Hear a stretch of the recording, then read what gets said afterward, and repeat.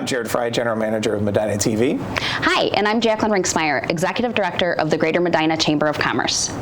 The mission of the Chamber of Commerce is to serve our member investors and promote business interests through economic development, business advocacy, and member services, which benefits the Greater Medina community. The Chamber is funded by voluntary membership from the business community. It is a not-for-profit, nonpartisan business organization, and we do not receive tax dollars to operate the organization. The Chamber does not endorse candidates, but strives to educate the voters on both the candidates and the issues. And we are pleased to partner with Medina TV to bring these interviews to you. This program would not be possible without this collaboration. So thank you to our interviewer, Jared Fry, and our producer, Matt Tomick. And as always, the views expressed in these interviews do not necessarily reflect those of Medina TV or the Greater Medina Chamber of Commerce. We thank you for tuning in to the 2022 Candidates Forum and remind you to vote on November 8th.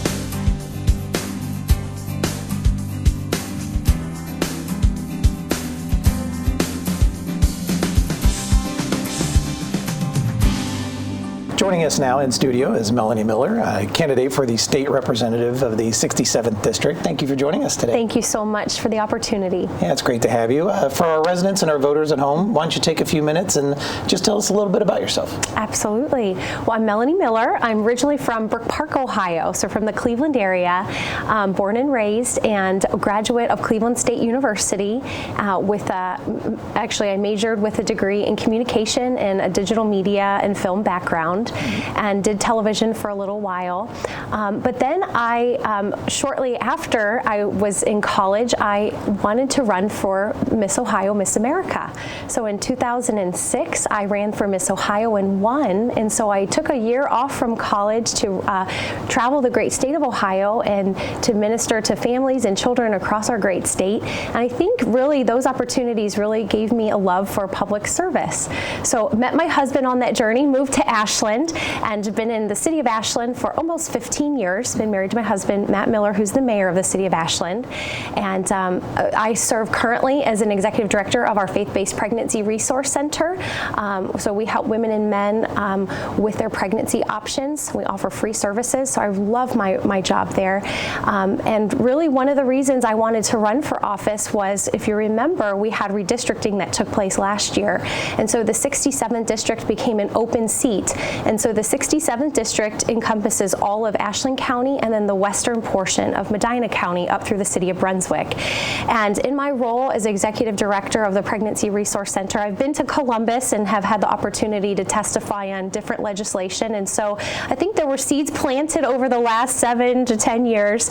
And of course, working with my husband and helping him run campaigns, I just, again, have a love for public service. And I thought, you know what, I think I can do this. And I would love the privilege to serve the people of the 67th District. Great.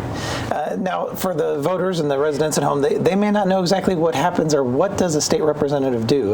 Could you shed a little bit of light on that for me? Absolutely. Well, we're the legislative branch of the government, so we make the laws. So as your state representative, really the voters are choosing, hopefully me, as your voice to be your representative on issues that matter to the people here in our community. So if there's something you're upset about, something you want to see happen, contact me. I'm going to be your voice. I'll be your representative in the State House. But the legislature makes the laws in the state of Ohio or blocks things. So it's a really important branch. So if elected, what do you see as some of the challenges that you would face in office? Absolutely. That's a great question. There's definitely a lot of challenges.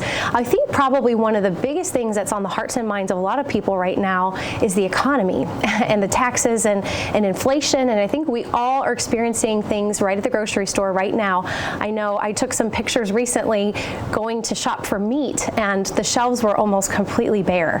And so I think we're all experiencing that, paying higher prices, at the supermarket for groceries. But one of my passions is to help improve a quality of life for people here in the 67th District and across Ohio. So the more money that families can keep in their pockets, their hard-earned money, that they can spend on the things that they want to spend on with their family, I think that's important. So if we keep taxes low, so I'd like to see our tax bracket be even more simplified. It's a process, and I know our current legislature has been has done an excellent job of simplifying and making that smaller. So I'd like to see that continue.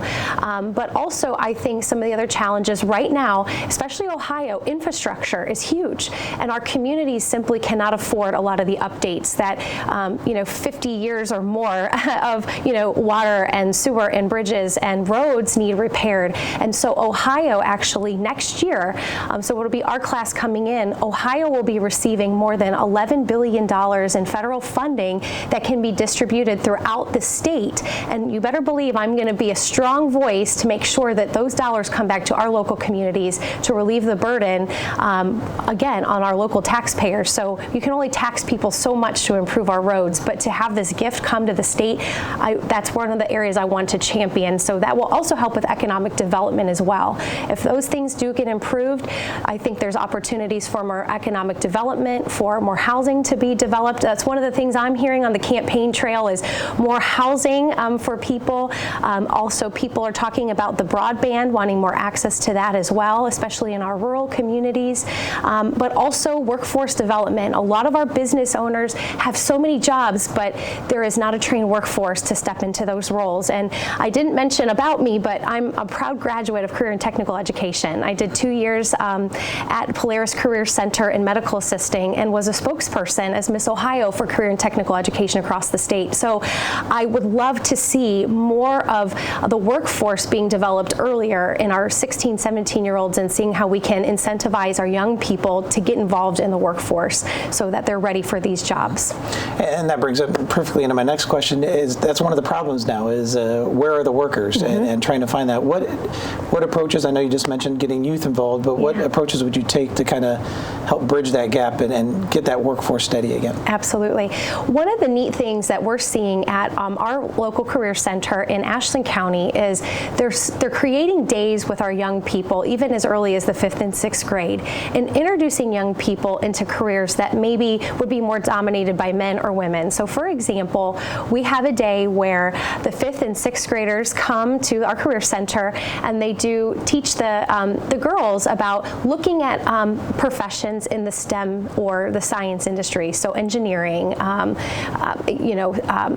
and that type of thing. And then they also then for the men, the young men, they teach them more on the healthcare industry, which tends to be more dominated by women. So teaching them, it's called gloves and goggles that they do for the young women and men in the middle school years to introduce them into those professions.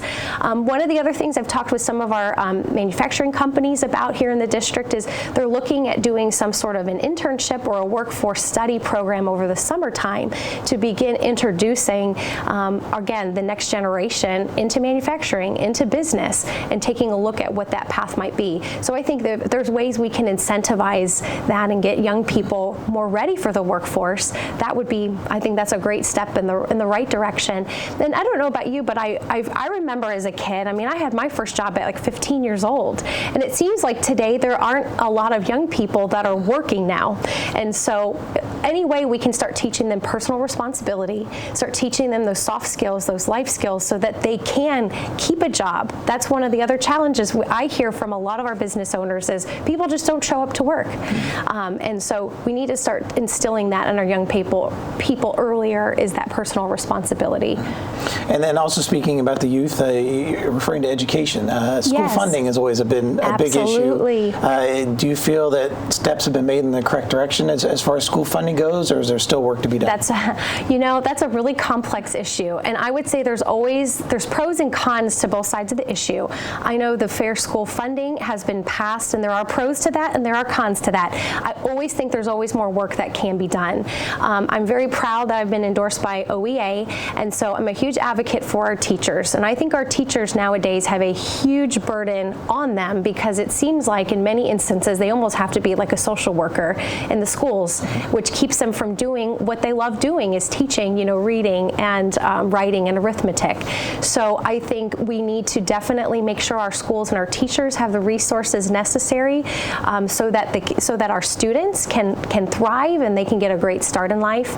But I am very passionate about, you're hearing a lot more about school choice and whether funding should follow the student or versus the system. And so there's a lot of new things that we're hearing in Columbus there's different bills that have been talked about, like the backpack bill and others, that would fund a child instead of the institution, if you will. Mm-hmm. And now as you look at another big thing in government right now is the divisiveness that seems to be going on and growing at this time. Do you feel that it's something, do you see a way to fix that if elected into office, or do you feel it's that big of a problem at the moment? That's a great question. It does seem like our country is very divided right now. And, for my job, if I have the privilege to serve as your state representative, it's so important we have to work together. We have to work along both sides of the aisle in order to pass things to make life better in our state. And so for me, there are definitely ways I think it's important to begin those conversations. I wish we could be better as a society of being able to have conversations. We may disagree on issues, but we can still respect one another as human beings and respect that we have different opinions, and that's okay. So I welcome those conversations. I look forward to, I'm a Republican nominee, I look forward to working with my Democrat counterparts so we can co-sponsor bills and move things down the line so that we can, again, better the quality of life in our district. But to be honest with you, I have my own personal moral convictions, but for me as a state representative, I'm elected by the people, and so I am here to be, again, their voice. So in my office, my future office, my phone, I'm going to respond to the people if they have things that are on their mind.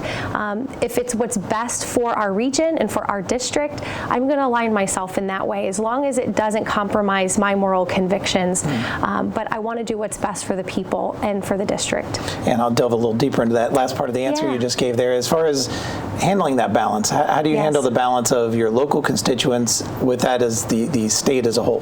That's a great question. I think it's really important to stay grounded with the people. I am somebody that I've never forgotten where I've come from, and I think that's really important to not get caught up in the power and just kind of all of the relationships and what's going on in Columbus or in government, because it can be very corrupt. There's no question about it.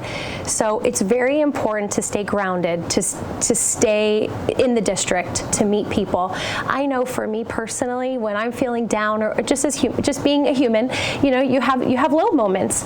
And for me, I need to meet people. I know when I start knocking doors or when I get to a little gathering together to talk with people, that's what energizes me, is to stay close to the people I'm representing. So you never lose touch with that. You stay grounded, you stay humble, and you remember that they may not vote you back in as well. Again, they've chosen you to be the representative, and what an honor, and I mean that with all my heart, what an honor and a privilege it is for the people to say, I believe in her, I know she's going to represent us well, and we want to send her to be our voice. Yeah. We're speaking with Melanie Miller, the candidate for the state representative, 67th district. What skill sets or leadership skills, I know you touched on it a little bit with some of your answers, but I'm going to come back around for you. What do you think skill sets or experience set you apart from your opponent? That's a great question. Well, I've had a lot of unique and diverse experiences in my life, working on television, working in full-time ministry since 2008. And so I would say, when I look at my experience, when I was 16 years old is when I got a love for public service.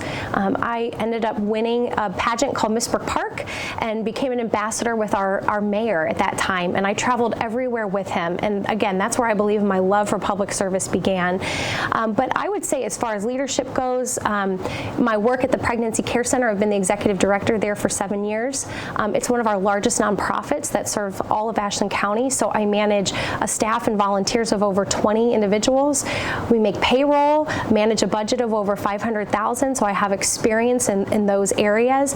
Also, with my experience working in full-time ministry at the Salvation Army, at our local church, and at the Pregnancy Center, I've been sitting in the rooms with families, and I'm hearing firsthand the issues that are impacting them. And so I really feel that I've got a good, well-rounded perspective of what's impacting our families in our state and in our region, and I think I can be a strong voice for that as well. Also, with my experience in career and technical education, that's another area I want to champion as well. But also also with my experience as a first lady of Ashland, being married to the mayor. I've learned a lot. My husband is an incredible leader, and I've seen our community go from no vision and people really having a really negative perspective of our community to with great leadership and with vision, how that's changed and it's transformed. And I hope to do that to the entire region. I hope to be that advocate to champion and bring dollars back to our community.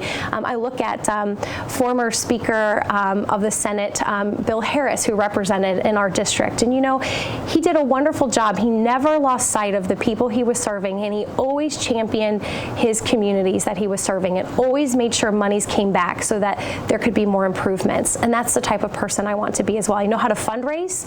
I know how to work well with people.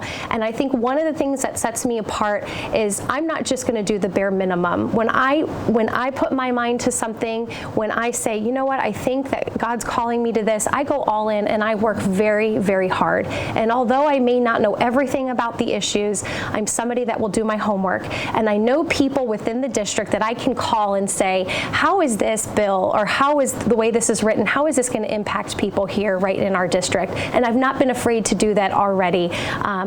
As I've been doing candidate surveys and meeting with different people in the Columbus area, is to be reaching out to those that have those areas of expertise to help shape my opinion.